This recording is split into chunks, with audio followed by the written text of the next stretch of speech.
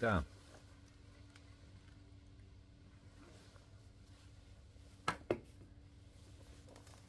Nopisāmies tas loņanu.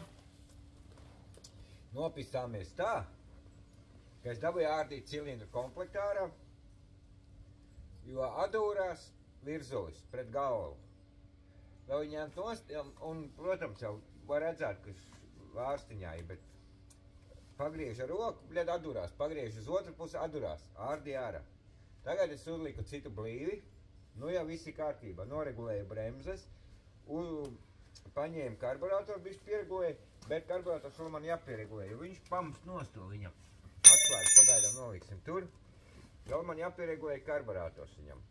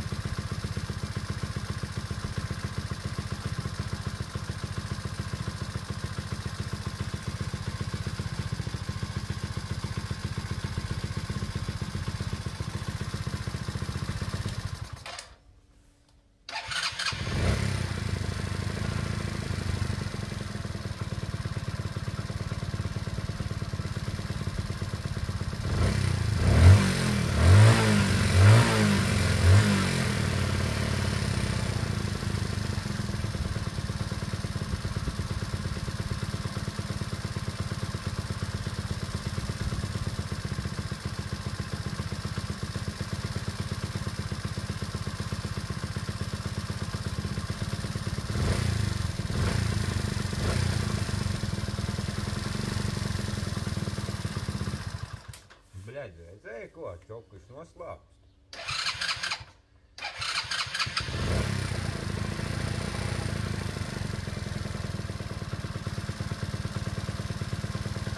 Nu, viss kārtībā. Var zvanīt klientam, vai brauc pakaļ.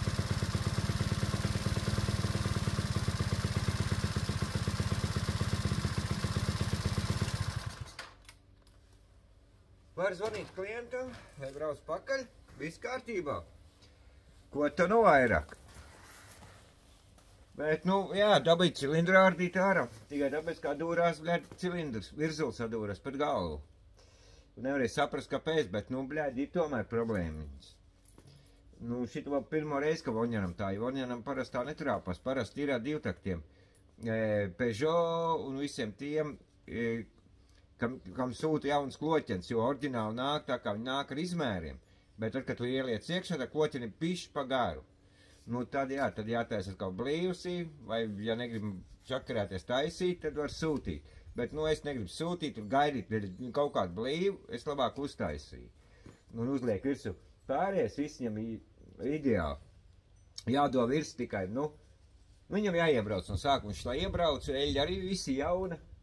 viss ir kārtībā. Nu, viņam cilvēkam tagad jābrauc labi, viņam sulo dakšas, lai tas nav manā kompetencē vairāk, viņam sulo, jo ir bijis tā, ka nomaina blīvslēgus dakšām un sulo tāpatās ar jauniem blīvslēgiem. Nu, tāpēc tas nav īsti manā kompetencē vairāk. Labi, lieciet īkšķīšus no kaut kādiem klipiņiem, es būšu priecīgs. Visu labu!